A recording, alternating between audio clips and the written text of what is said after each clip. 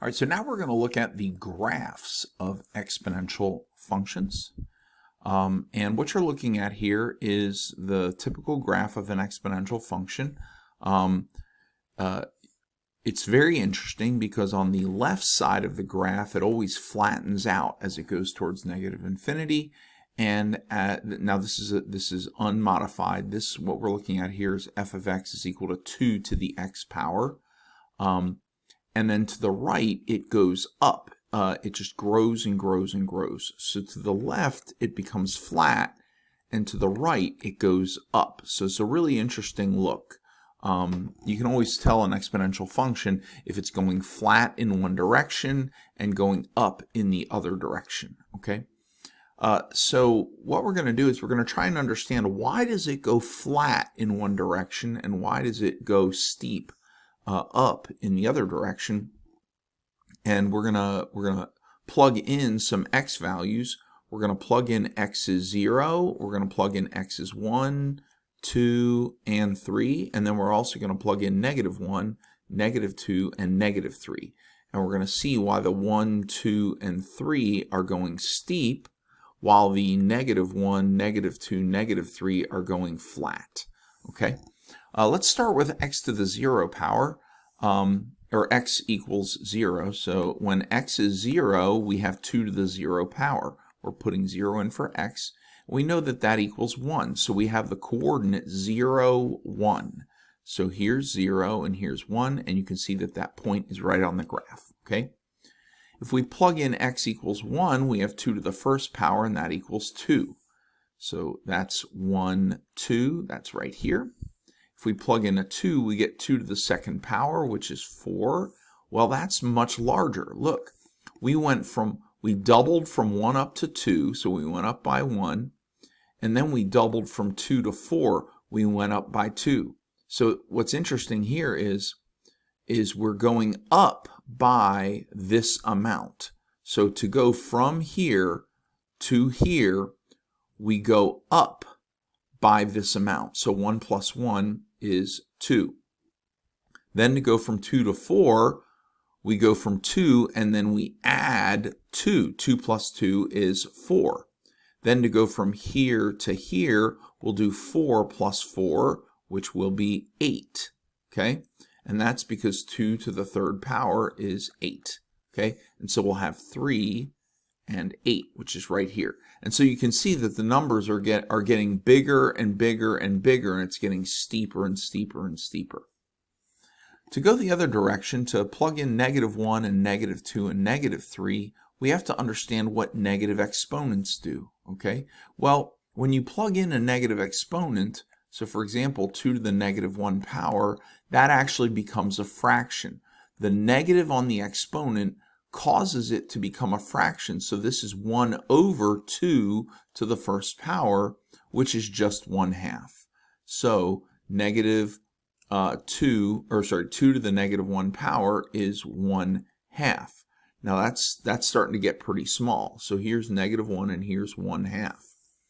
2 to the -2 power is going to be 1 over 2 to the second power. 2 to the second power is 4. So that's 1 over 4.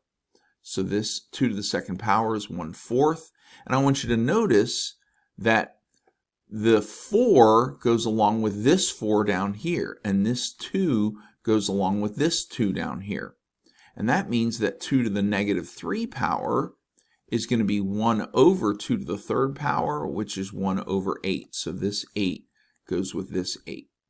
And so you can see here, we're doing 1/2, then 1/4, then 1/8. So over on the graph, 1/4, then 1/8. And this is now going to become 1/16. 1/16. This one's going to become 1 over 32, then 1 over 64. And eventually it's going to get to 1 over a million. Okay?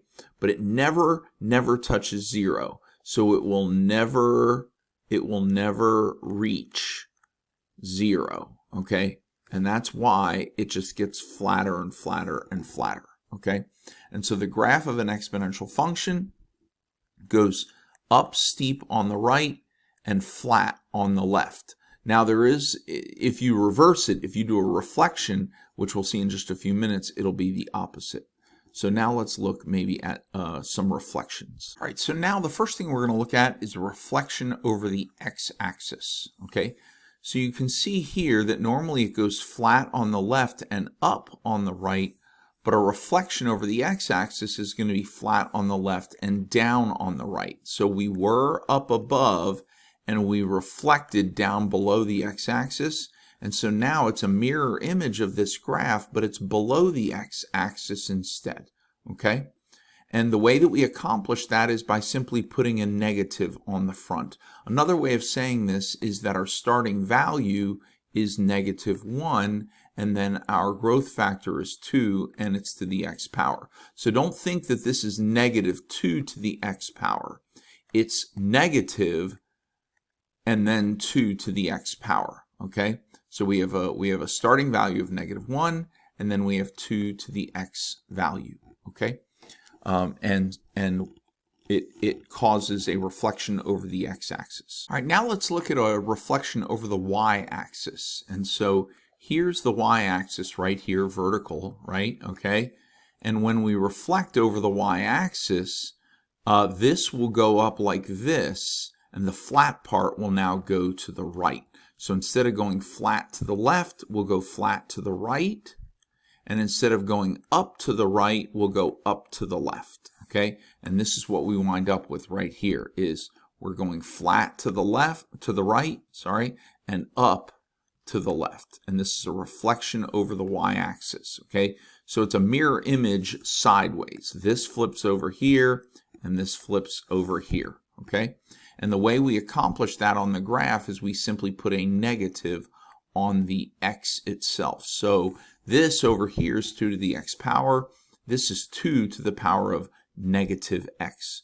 That's a reflection over the y-axis. All right, so the next thing that we can have is we can have a vertical shift, okay? So this red one here is the original. This is 2 to the x power, okay? You can see it's passing through 0, 1. It's passing through 1, 2. It's passing through 2, 2. But look at this, the vertical distance between each point, right? So here's 0, 1, and here's 0, 4. So it looks like the blue graph is +3 higher than the red graph. And you can do that with every point. This, between this point and this point, is 3 higher. So this is a vertical shift of the red graph. The red graph shifted vertically up by a factor of 3. And that's why we put a +3. So that blue graph is the graph f of x is equal to 2 to the x plus 3. So this is how we do an upshift, a vertical upshift. Okay, is we put a plus a number on the graph. Okay. On the other hand, over here we have a downshift. It's shifting down. Instead of having the point, here's the point 0, 1. Well, here's the point 0, -2. So this graph went down by 3. And the way we accomplish that is by putting a minus on it. So -3. So 2 to the x minus 3. So 2 to the x minus 3 means a shift down, shift by 3 units. And this is an upshift by 3 units. Okay.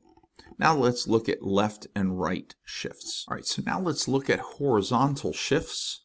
A horizontal shift is either going to move the graph of 2 to the x to the right, or it's going to move the graph of 2 to the x to the left. Okay, so the red one in both cases is the original, 2 to the x power. So red is 2 to the x power. Okay.